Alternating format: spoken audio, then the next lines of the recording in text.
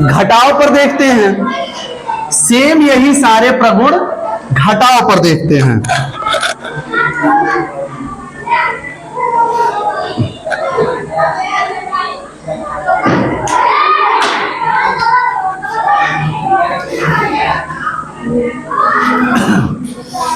घटाव के लिए अगर संबरक नियम देखा जाए है कि नहीं है, हमने संबरक नियम में क्या देखा कि जो परिणाम आए वो पूर्ण संख्या ही होना चाहिए।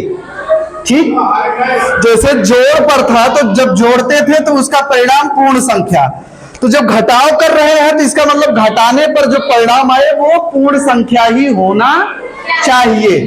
जैसे हमने कहा 5 में से 3 गया, कितना आएगा?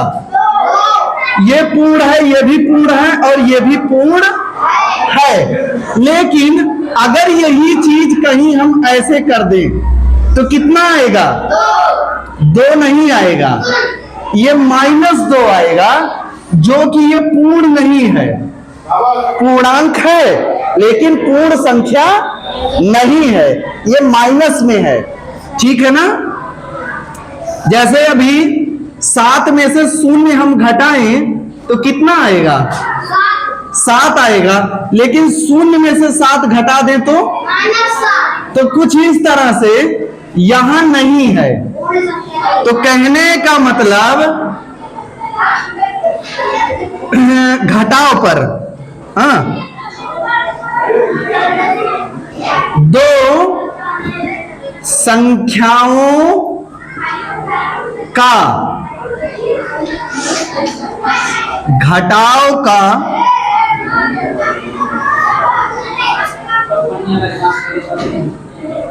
घटाव का संबरक नियम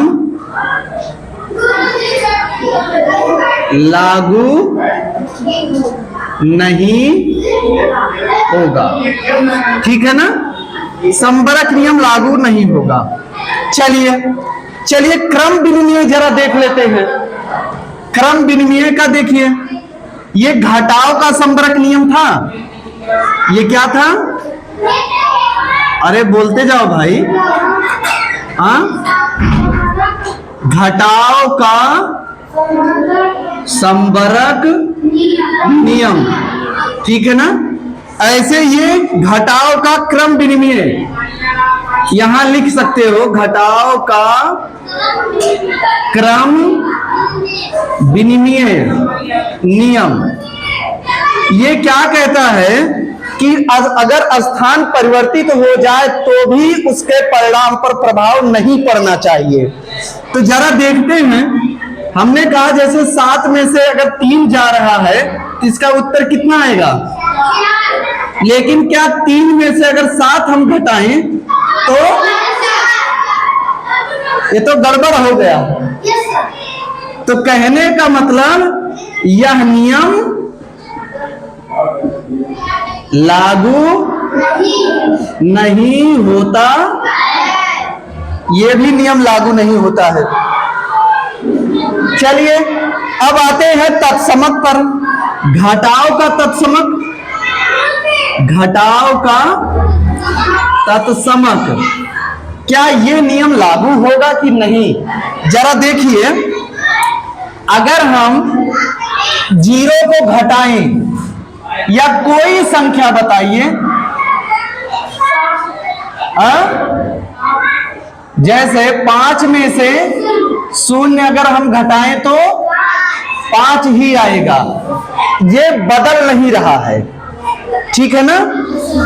अगर हम 0 को घटाते हैं किसी भी संख्या में से तो उसके परिणाम पर कोई प्रभाव पड़ने वाला नहीं है। ठीक है ना? तो इसको हम घटाव का तत्समक कह सकते हैं। अब आइए ये हम लिख देंगे, यह नियम नहीं, ये तो है ही है। अरे भाई ये तो है ना, इसमें तो कोई प्रभाव पड़ ही नहीं रहा है।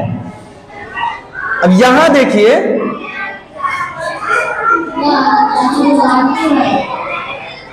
ये तो है ही है, योग का साहचर्य नियम। अगला क्या, योग नहीं, घटाओ, घटाओ का हाँ साहचर्य, साहचर्य नियम ये क्या कहता है कि मान लीजिए हमने कहा तीन नहीं, कुछ और बड़ी संख्या लेते हैं, 10 ऋण 5 ऋण 3। अब इसमें से अगर हम इनको पहले हल करते हैं और यही बगल में देखिए इनको पहले हल करते हैं तो इसके परिणाम में अंतर आ जाएगा। ये चीज हम आगे पढ़ेंगे और अच्छे से पढ़ेंगे। खैर इसको हम हल किए तो यहां आया 5 और इसमें से 3 जब हल किए तो आया, लेकिन इसका क्या होगा 10 ऋण, और इसमें अगर हम हल करते हैं तो ये आया 2 और इसको जब हल करते हैं तो आएगा, तो ये देख रहे हैं कितना अंतर आ गया। तो कुल मिला के यह नियम हाँ ये भी लागू नहीं है, ठीक है ना। ये हो गया आपका घटाव पर। ऐसे ही गुणा पर देखिए। हाँ भैया क्या, अच्छा, अरे ये लागू लिख लो भाई, आप लोग जरा लागू हो गया, हम समझ रहे हैं कुछ लग गया, लागू। चलिए अब आइए यही गुणन पर देखते हैं।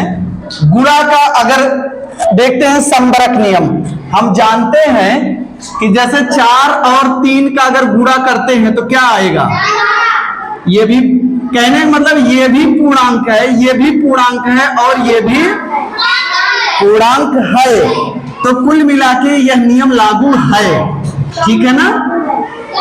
हाँ कहने का मतलब पूर्ण संख्याओं का